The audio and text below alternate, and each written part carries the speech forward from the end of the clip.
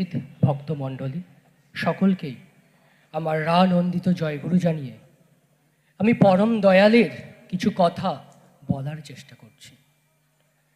আমরা গীতার সেই প্রসিদ্ধ শ্লোক যদা যদা হি ধর্মস্য গ্লানির্ভবতি ভারত অভ্যুত্থানম ধর্মস্য তদাত্মনম সৃজন্মহম পরিত্রাণায় সাধুনাম বিনাশায়শ্চ দুষ্কৃতম ধর্ম সংস্থাপনার্থায় সম্ভবামি যুগে যুগে।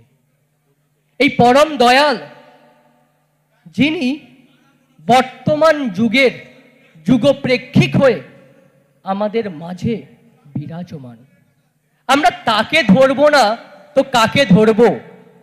তার আদর্শে চলবো না তো কার আদর্শে চলবো? তিনি প্রতিনিয়ত আমাদের তার যে চলার, আমরা যে একটা প্রকৃষ্ট মানুষ, আদর্শ মানুষ হব, তিনি প্রতিনিয়ত আমাদের সেই তুকগুলো দিয়ে যাচ্ছেন এই আচার্য পরম্পরার মধ্য দিয়ে। এ যুগের সব থেকে বড় পাওয়া আচার্য পরম্পরা। এই আচার্য পরম্পরা যদি না থাকতো, এই যে বর্তমানে ডিপি ওয়ার্ক, দীক্ষাপত্র সমীক্ষা, আমরা যেটা নিয়ে সব থেকে বেশি চর্চার বিষয় হয়ে দাঁড়িয়েছে, আমরা সেটা কিন্তু করতাম না। আমরা শুধু ঘরে শুধু ঠাকুরের নাম করতাম আর চুপচাপ বসেই থাকতাম। আমাদের জীবনে উন্নতির জায়গাটা জিরো হয়েই থাকতো। আমরা তাকে ধরেছি বলে তার মতো হতে পারবো, তাকে নিয়ে চলতে পারবো, এটাই আমাদের জীবনের সার্থকতা। কেন ধরবো আমরা তাকে? তিনি কেন এ যুগের পরম পুরুষ? আমরা কেন মানব? দেখুন, এই ভব সংসারে প্রত্যেকটা মানুষ কিন্তু প্রতিনিয়ত লেগে আছে আপনাকে খারাপের পথে বিন্দু বিন্দু করে ঠেলে দেওয়ার জন্যে। সেটা কলেজ হোক, বড় বড় ইউনিভার্সিটি হোক এবং বাইরের জগৎ হোক। এই জগৎ থেকে আমি নিজেকে কি করে কন্ট্রোল করব এবং নিজেকে কি করে পরম দয়ালের পথে সঁপে দেব, সেটা একমাত্র তিনিই পারেন। তিনিই হচ্ছেন পরম পুরুষ। এই যে আমরা আচার্যদেব, যিনি প্রতিনিয়ত দেওঘর দেবদেউলে বসে প্রতিনিয়ত আমাদের কি বলছেন? দীক্ষাপত্র সমীক্ষার কাজ করতেন। প্রতি বাড়ি বাড়ি যেতে, বাড়ি বাড়ি গিয়ে পরম দয়ালের যারা নাম গ্রহণ করেছিল তাদেরকে আবার ফিরিয়ে নিয়ে আসার জন্যে। কারণ তারা ইষ্টভীতি করে না, পরম দয়ালকে নিয়ে চলে না। এই ইষ্টভীতি যেটা নিকুম্বিলা যে যজ্ঞ হয়, সেই যজ্ঞের মতোই এতটাই কাজ করে। একটা মানুষকে মৃত্যুর পথ থেকে বাঁচিয়ে দিতে পারে। এটাই হচ্ছে ইষ্টভীতি। আমাদের নিজের উপার্জিত অর্থ দিয়ে যদি আমরা ইষ্টভীতি করি, আমাদের যতটা কর্মক্ষমতা আছে তার থেকে শতগুণ কর্মক্ষমতা আমরা তৈরি করতে পারবো। কারণ প্রতিদিন সকালে উঠেই আমি সেই পরম দয়ালের জন্য যে অর্ঘ্যটা রাখছি, সে অর্ঘ্যটা কিন্তু আমাকে উপার্জন করতে হচ্ছে। আমার নিজের সমস্ত কিছু উপার্জন বাদ রেখেও, মানে যা আমার খরচা আছে ফ্যামিলির, সব কিছু বাদ রেখে পরম দয়ালের জন্যও কিন্তু আমাকে সেই উপার্জিত করতে হচ্ছে, তার জন্য করতে হচ্ছে। আর যখন তার জন্য কোনো কাজ করা হয়, অটোমেটিক্যালি আমাদের নিজের কাজগুলো হয়ে যায়। এই তাকে ধরে আদর্শ কিভাবে হওয়া যায়, এটা হচ্ছে প্রশ্ন। আমার নিজের যাদবপুর ইউনিভার্সিটি থেকে আমি গ্র্যাজুয়েশন থেকে মাস্টার ডিগ্রি, দেন তারপরে এমফিল পিএইচডি সেখান থেকেই করছি। আমার জীবনের অভিজ্ঞতা দিয়ে বলছি, যখন প্রথম আমি আমার বাবা মাকে নিয়ে ফার্স্ট ইউনিভার্সিটিতে গিয়েছিলাম, বাবা ফার্স্ট দেখে বলছেন, আমি আমার ছেলেকে এই ইউনিভার্সিটিতে মানুষ করব কি করে, কি করে আমি মানুষ করব। প্রত্যেকটা বাবা মার একটাই স্বপ্ন, তার ছেলে মেয়ে যাতে মানুষের মতো মানুষ হয়।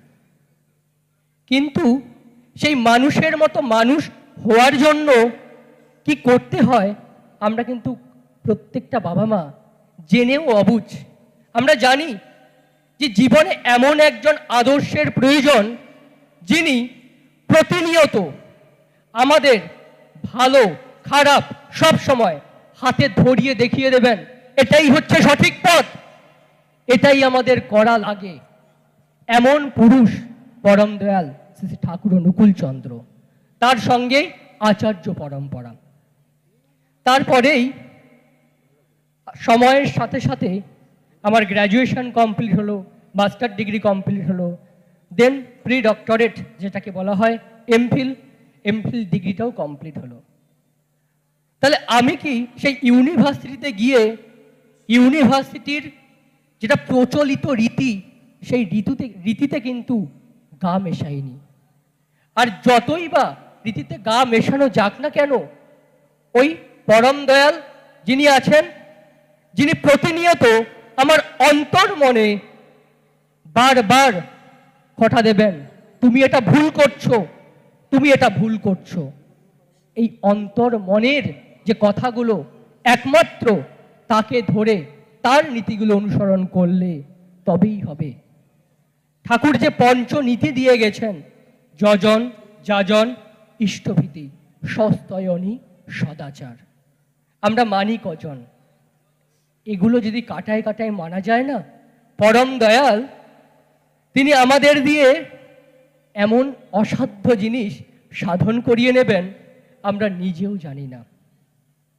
আরেকটা বাণী খুব মনে পড়ছে, দেব দেবতা হাজার ধরিস, আচার জোজার ইষ্ট নয়, স্পষ্টতর বুঝে রাখিস, জীবন চলায় নেহাত ভয়।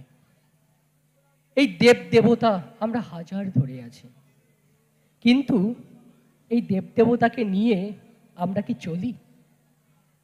আমরা শুধু ঘটা করে পুজোই করি, আর কিন্তু কিছু করি না। আমাদের নিজেদের যে শুদ্ধ আত্মা, যেটা যে আমাদের নিজের মনকে শুদ্ধ করার জন্য যা যা করা লাগে আমরা কিন্তু করি না। আমরা বাইরে চাকচিক্য দেখানোর জন্য কত রকম কিছু ব্যবহার করি, কিন্তু আমাদের এই মন যেটা পরম শুদ্ধ আত্মা, তার জন্য আমরা কি করি? পরম দয়াল সেই নাম দিলেন, যে নাম আমরা যদি প্রতিনিয়ত করি, চলতে ফিরতে সবসময় আমাদের অন্তর মনের যে পবিত্রতা, তাকে নিয়ে চলার যে সার্থকতা, সেটা নিমেষেই আমাদের মধ্যে উদ্ভাসিত হবে। এই হচ্ছে পরম দয়াল। আর ডিপি ওয়ার্ক যেটা আমরা প্রতিনিয়ত করছি, অবিন দাদা নির্দেশেই আমরা প্রতিনিয়ত বিভিন্ন জায়গায় বিভিন্নভাবে করে যাচ্ছি।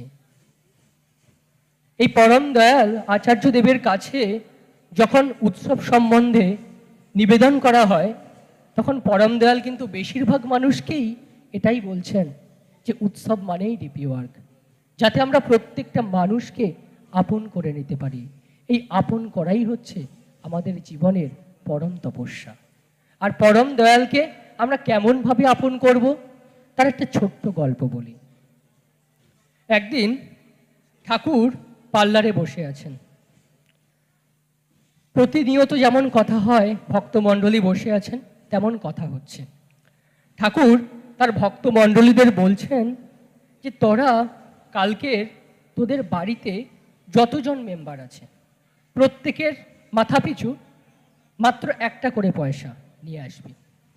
ঠিক আছে, প্রতিনিয়ত ঠাকুর যেমন বলেছেন তারা তেমন করে নিয়ে আসছে। পরের দিন সকালে তারা নিয়ে এসছে, নিয়ে ঠাকুরকে দিয়েছে যে ঠাকুর আমার 4 জন, বাড়িতে আমার 5 জন। কিন্তু তারপরেও ঠাকুর অঝোর কান্নায় অঝোর ঝরে তিনি কাঁদছেন। তখন ভক্তমণ্ডলী সবাই ভাবছেন যে ঠাকুর তো আমাদের যেমন বললেন আমরা তো ঠিক তেমনটা করলাম, তাও ঠাকুর কাঁদছেন কেন? সবাই উৎকণ্ঠিতা। তারপরে ঠাকুর নিজেই কাঁদতে কাঁদতে বলছেন, মণি তোরা কেউ আমাকে তোদের পরিবারের একজন মনে করলি না, এই জন্যই আমার কান্না পাচ্ছে। এটাই হচ্ছে পরম দয়াল। তিনি চায় যে আমরা যেন নিজের পরিবারের মধ্যে তাকে ফেলি। যেমন আমার বাবা মা ভাই বোন, তেমনই তিনি আমার সংসারের একজন মালিক, তিনি আমার সংসারের একজন। এমন যদি আমরা মনে করতে পারি তাহলে ওই যে ভালোবাসায় ভয়ে থাকা ভালো, আমাদের জীবনেও সেটাই হবে। আমরা ভালোবেসে না হয় ভয় পাই পরম দয়ালকে, তার রীতিগুলো মেনে চলি, তার রীতিগুলোর কোথাও যেন ভুল করলে অন্তর মনে বারবার যেন সে কি যেন গাহিয়া ওঠে যে পরম তুমি মনি ভুল করছো। এটাই হচ্ছে পরম দয়াল। তাকে নিয়ে চলার আগে আসুন সকলে তাকে নিয়ে চলি। আর এই সিঙ্গুর মহোৎসবে এসে আমার খুবই ভালো লাগছে। আপনারা সকালে এই সারাদিনের যে অনুষ্ঠান শ্রবণ করুন, আশা করি আপনাদের আরও ভালো লাগবে। জয় গুরু, বন্দে পুরুষোত্তম।